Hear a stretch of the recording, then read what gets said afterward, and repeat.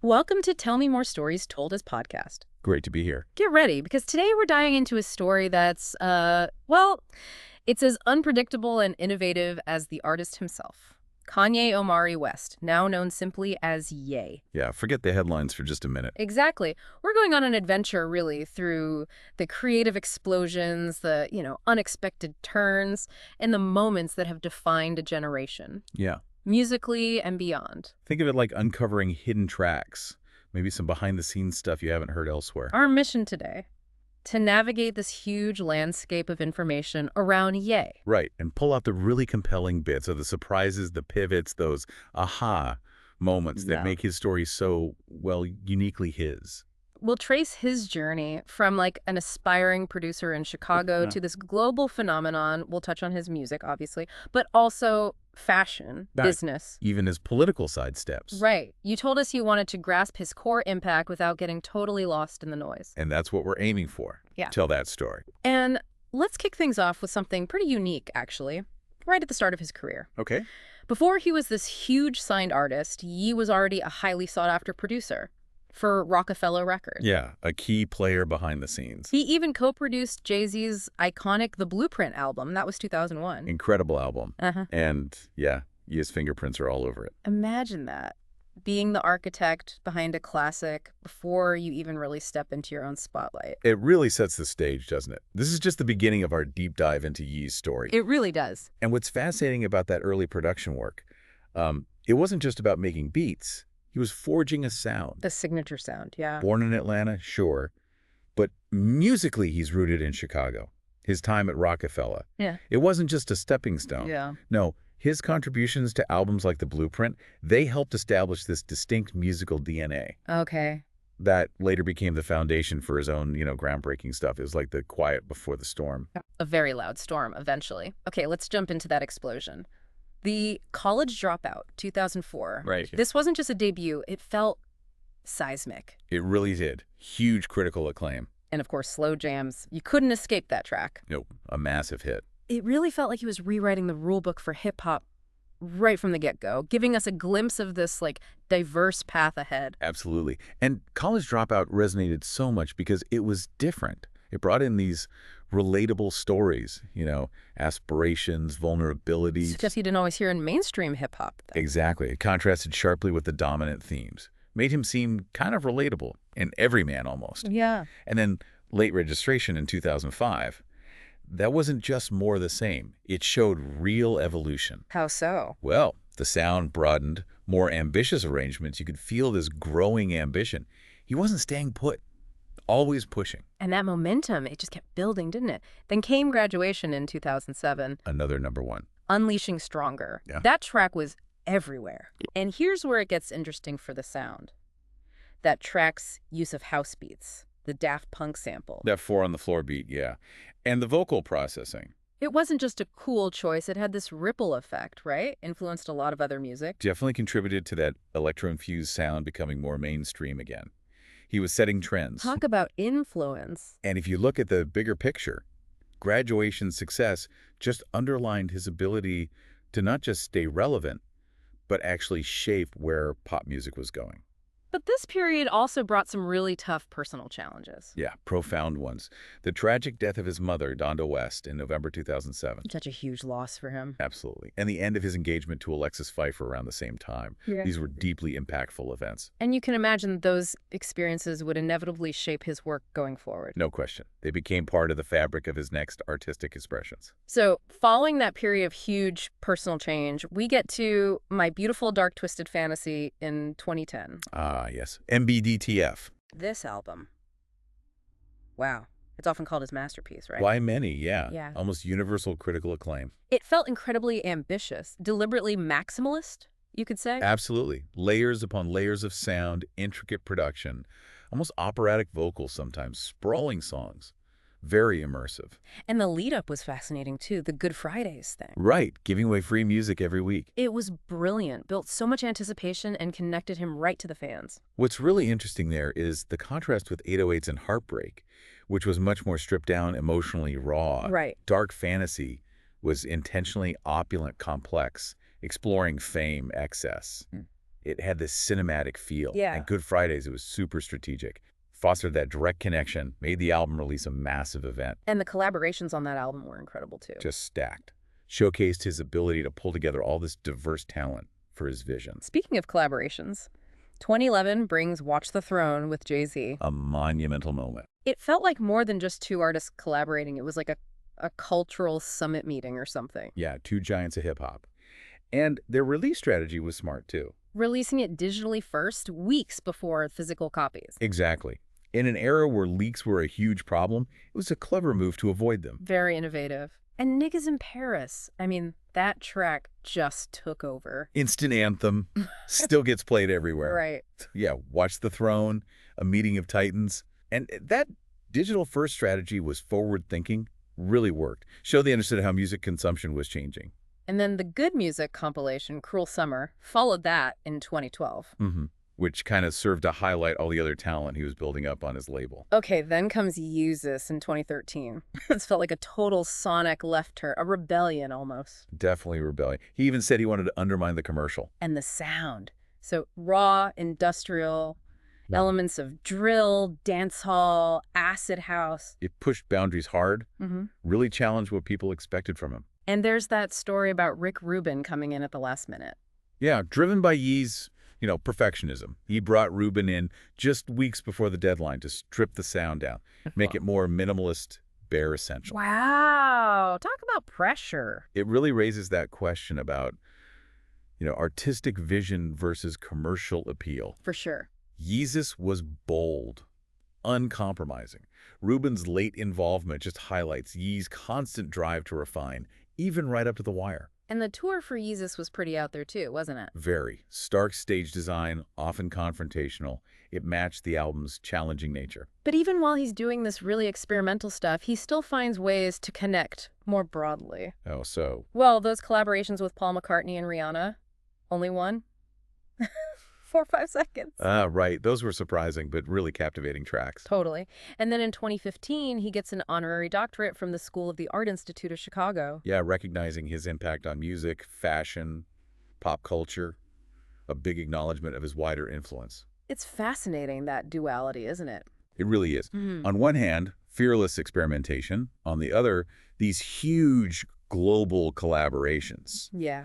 The doctorate kind of cemented him as this cultural force way beyond just music, acknowledging his reach across different creative fields. Then we get to the life of Pablo in 2016. This one felt different, like a work in progress. Totally. Constantly evolving, almost alive. The premiere at Madison Square Garden, the title exclusive at first. And him calling it a living, breathing, changing creative expression. Yeah. That was unprecedented. It kept tweaking it even after it was out. Exactly. It blurred the lines between making music and listening to it. Yeah. Challenged the whole idea of an album being this finished, static thing. And the St. Pablo tour, that stage. The floating stage.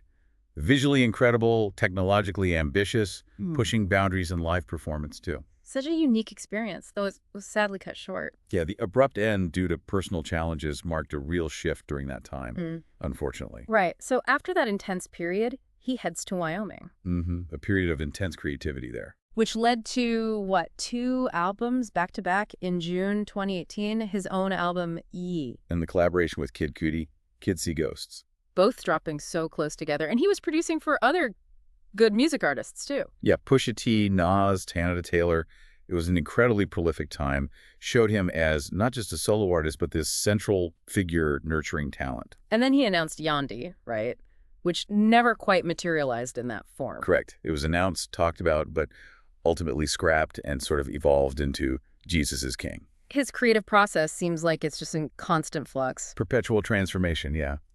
And let's not forget, September 2018, he officially announced the name change. Just Yee. Right. Another layer of evolution. Another step in that continuous journey of self-redefinition. Which brings us neatly to Jesus is King in 2019.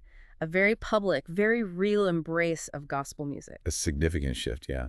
And commercially successful, too. Debuted at #1 on multiple Billboard charts at the same time. That's pretty huge. Very huge. And the Sunday service events. They became a phenomenon. Absolutely. Powerful gospel versions of his songs, other artists' songs. Drew huge crowds, sparked tons of Oh, discussion. and just concerts, right? They felt like experiences. Definitely. A unique communal experience, emphasizing those spiritual themes that became so central to his art and public persona then. A clear sign of a major shift, personally and artistically. Then came Donda in 2021, after all those listening events. And the delays, yeah, a lot of anticipation. And some controversy around its release, with him saying it came out without his okay initially. Right, though a deluxe version followed later. And then Donda 2 in 2025, presented as a visual album, pushing the format again. Further pushing those boundaries of what an album even is. And now we're kind of in the Vultures era with Ty Dolla $ign. Right, the trilogy. Vultures 1 hit #1. And Vultures 2 followed. He's even been previewing tracks from a new solo album, Bully. Yeah, with a very unconventional release strategy. Putting versions online, some unfinished, using AI vocals. And citing issues with labels as part of the reason. This whole recent period just highlights his continued output, but also his increasing willingness to experiment with how music gets released. Right. Bypassing traditional channels more and more. Operating on his own terms. Pretty much. Vultures, the upcoming Bully visual album, Mm. shows he's still a major force, just doing it his way Mm. and exploring multimedia expressions. Okay, let's switch gears a bit. We have to talk about his impact outside of music. Fashion and business. Undeniable impact there. I mean, from those early Nike Air Yeezys and the Louis Vuitton collab Right, coveted stuff. to building the massive Yeezy empire with Adidas, even though those partnerships ended in 2022. Right, along with the Gap deal. He fundamentally reshaped sneaker culture, streetwear culture, too. Absolutely. Yeezys, especially with Adidas, was a global phenomenon. Set trends, changed the game. And beyond that, founding Good Music, the record label, venturing into restaurants with Fatburger locations, establishing Donda, his creative company. Right, involved in design across different fields, album art, architecture, you name it. He even tried to buy the social media platform Parler at one point. Briefly, yeah. It just shows this multifaceted creative vision, this ambition to build influence way beyond just music. Always exploring new frontiers. Seems like it. Even with partnerships ending, that drive to innovate in design and business seems to continue with Donda and other ventures. And away from the creative and commercial side, there's philanthropy, too. Yeah, he's engaged in some significant efforts there. Contributing to hurricane relief, like for Katrina and Sandy. Donating to the Rodin Crater art installation by James Turrell. And support for the families of George Floyd, Ahmaud Arbery, and Breonna Taylor. Right. And he established the Dr. Donda West Foundation early on. Which later became Donda's House, then Art of Culture, Inc., focused on arts education for youth, right? Exactly. Championing arts education, particularly for young people in Chicago. A cause clearly close to him, given his mother's background as an educator. It shows another dimension, doesn't it? It does. A commitment to giving back, supporting causes, from disaster relief to nurturing young talent. He's also popped up in acting and filmmaking here and there. Yeah, appearances in films like State Property 2, cameos on TV shows like Entourage. The Cleveland Show, I think? Right, and he's directed visual projects too. Runaway, the short film. Yeah, that was ambitious. And the Jesus is King film. And Cruel Summer, the short film that premiered at Cannes. He's clearly interested in visual storytelling. Seems so. Expanding his artistic palette. And of course, there have been documentaries about him. Genius. Right, on Netflix. And another one called In Whose Name is apparently upcoming. He's definitely a compelling subject. No kidding. Okay, and then there are the chapters that maybe nobody saw coming, the presidential campaigns. Ah, yes. The 2020 run. Running as an independent under the birthday party. Advocating for a culture of life, among other things. It was unconventional. To say the least. Largely unsuccessful, obviously. And then he declared intentions for 2024. Initially, yeah, but later stated he wasn't actually a candidate. Still, a very surprising turn in his public story. Undoubtedly. Generated a lot of discussion, a lot of scrutiny.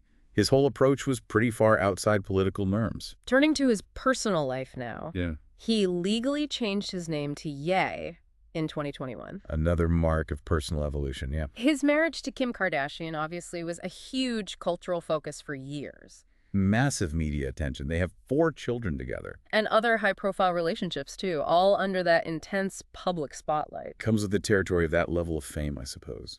The name change to Ye seems like a clear move towards defining his own distinct identity.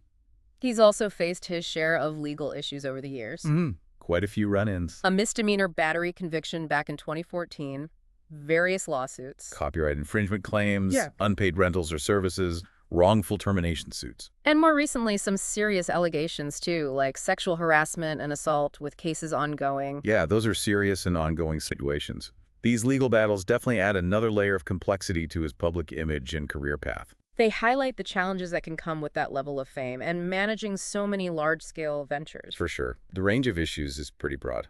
And then, of course, there are his public statements and the many controversies. Never far from headlines there. His discussions about his faith, identifying as Christian, that's spiritual evolution. Which ties into albums like Jesus is King. And his political views have definitely shifted over time, from supporting Democratic candidates early on To aligning with Donald Trump later. and then launching his own presidential bid. It's been quite a journey politically. Very much so. And then the deeply concerning anti-Semitic remarks in 2022 and 2023. Yeah, those caused a huge backlash. Widespread condemnation. And had very real, significant repercussions for his business partnerships. Adidas, Gap, Balenciaga. Huge fallout. It was a period of intense scrutiny around his words and actions. Absolutely. His public statements, especially on politics, and more recently those remarks, have often generated strong reactions and severe consequences, underscoring the impact his words carry. He's also been quite open at times about his mental health struggles. Yes, he has, including the hospitalization back in 2016 for hallucinations and paranoia. And his diagnosis of bipolar disorder. Though he sometimes questioned that diagnosis himself, hasn't he? He has expressed different views on it at different times. He's also talked about struggles with opioid addiction and other dependencies. And there was the recent lawsuit against his dentist regarding an alleged nitrous oxide dependency. Right. It's clear that mental health has been a significant and ongoing factor in his life. His openness, though, has probably helped fuel broader conversations about mental illness. I think so, especially within the music industry and maybe culture more widely. Talking about bipolar disorder, addiction, it highlights the personal challenges he's faced and the complexities of dealing with that in the public eye. Definitely. Okay, so despite all the controversies, the personal challenges, his musical influence, his legacy, it feels undeniable, right? Absolutely undeniable. He's widely seen as one of the most influential artists of this century. Groundbreaking sound, genre bending, just a huge cultural impact. So many contemporary artists across all sorts of genres cite him as a major influence. And his albums consistently get critical acclaim. Multiple entries on Rolling Stone's 500 Greatest Albums list. Numerous chart records, awards, Grammy wins galore. His musical innovations have truly had a lasting, transformative effect. Definitely.